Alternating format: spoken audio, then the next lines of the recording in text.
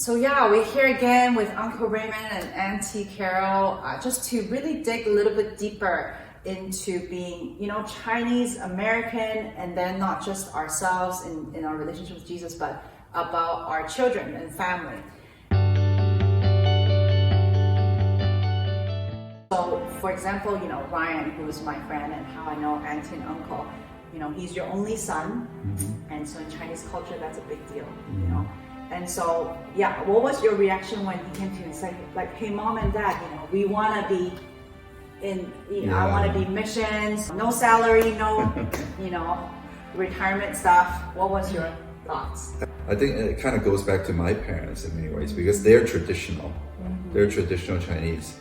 But thankfully, they are not the tiger moms and dads that we commonly see in the Chinese culture. They were a little bit more kind of open-minded, although I think at the same time, I think part of it is that they always instilled in us, me and my younger brother, do better than us. Your job is to go to school and learn a skill and do better than us. So we grew up in that traditional structure, mindset, and that mindset. It's in terms of missions, right? We were already Christians, obviously, right, and we had young kids, and there was a period of time when I think because I'm in the healthcare field, that was something I wanted to do too, in the sense that I didn't necessarily want to do it full time. I did do it once on a short-term mission. So that was something that was kind of, there's a seed there. Wow. But for Ryan, I think during this period of time in his life, he was somewhat directionless. I'm not sure what he wants to do. And I think it was his sisters, right, that kind of encouraged him. And maybe you should, check out YWAM. And they didn't know much about YWAM. But then, for some reason, they nudged him to go to YWAM. Like, just nominate the brother. Yeah, nominate the brother. Here you go. I have to say, there was concern. I think for me as a Chinese parent, I think part of it instilled from my parents, right? This whole idea of, you got to make a living. You have to know where you're going, what your plans are. And I think I had worries. I can't deny that I had worries. I spoke to Carol about it. Of course, we prayed over them, pray a lot about, where this is going to go. And after DTS, after his outreach, when he decided to continue, that's when I started worrying a little more. Hang on. Here's the other side of the story. Oh, okay. When a mother is pregnant with her child, she has a sense of history and the future, hopes and dreams, despair, disappointments. There's so many different emotions. Well, with the first child, I wanted a beautiful child, beautiful inside and out. With the last child, I sensed somebody who got along with everybody, amiable, could just get along and no conflicts and things like that. Well, those two girls were born and those characteristics came to be. However, when I was carrying Ryan, I thought I was carrying a girl. I was sure I was carrying a girl, but just in case, I could be wrong.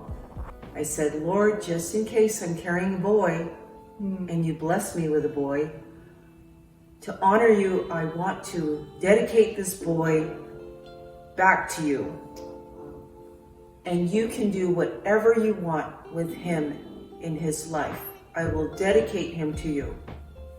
But throughout his growing up experiences, of course, I raised my children to know the word, to be exposed to the gospel and Christian worship songs, etc. I even homeschooled them, hoping to impact them more than the world. And so after 2 decades, I saw that Ryan was not interested in the things of the Lord. And of course, I was disappointed. God, you have not heard my prayers. I have done my job. And so, okay, if you don't want him because he's not good enough for you, okay, Lord, that's fine. So I let go. And then all of a sudden, when I let go my expectations, of course, that is when, little by little, Ryan's invitation to YWAM came, and his decisions came to follow the Lord, and little by little he grew, and more I let go, the more I saw God.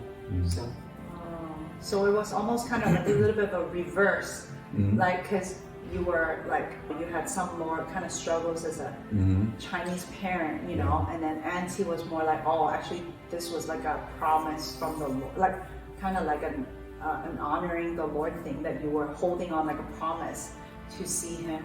So wow, that is so cool. Yeah, and the funny thing is that, you know, I didn't know about that prayer, so Oh, it's like, wow.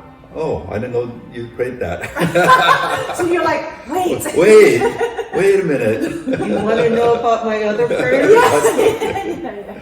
Share with all of us now. But yeah, I mean, really, I didn't know that original prayer. Of course, she shared with me later on. But nevertheless, because of my upbringing, there's that natural tension of wanting, okay, what's this mean? I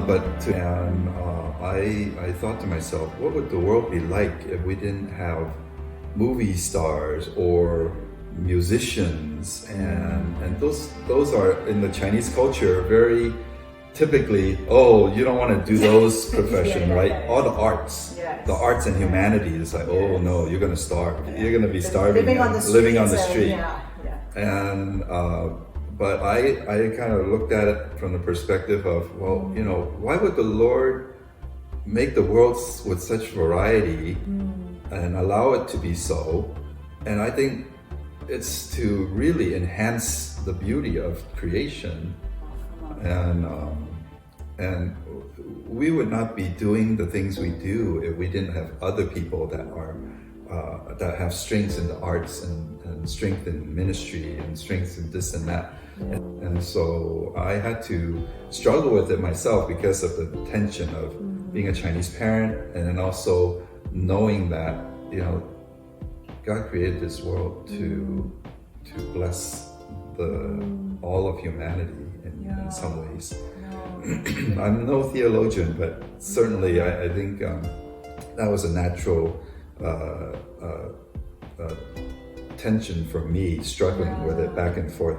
And I'm kind of a practical person. Of course, when Ryan decided to do that, go to full-time missions, I asked him about, you know, how are you gonna fundraise?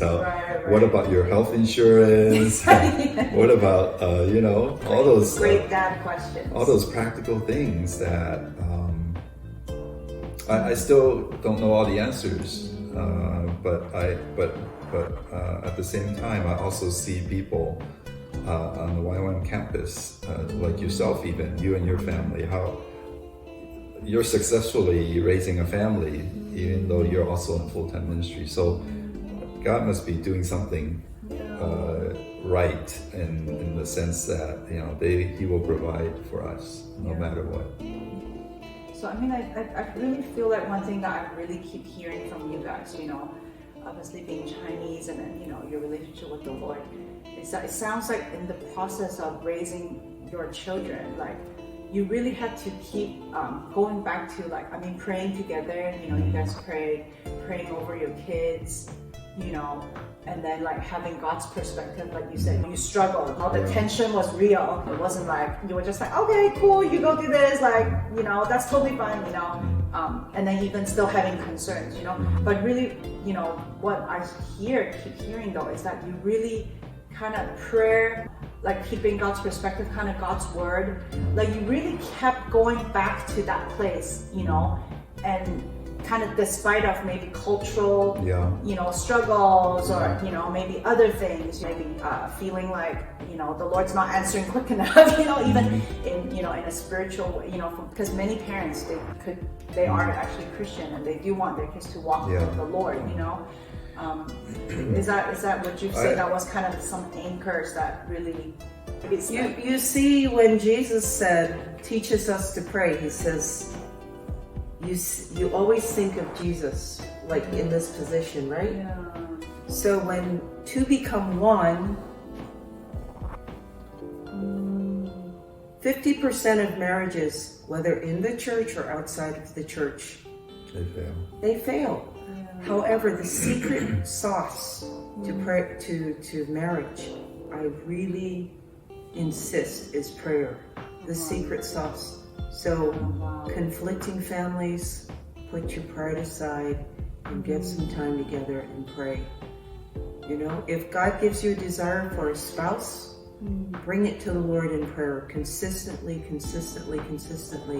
Let go of your own expectations and allow Him to come through and work and do what He, sometimes we're holding on to our expectations. Yeah, I love that. Too strong. Yeah, I can talk with you guys all day, like literally, but I want to wrap up, and so I want to thank you. I think, I really hope people who are watching or listening will just be encouraged that really raising a family, marriage, really, you gave some amazing marriage advice there.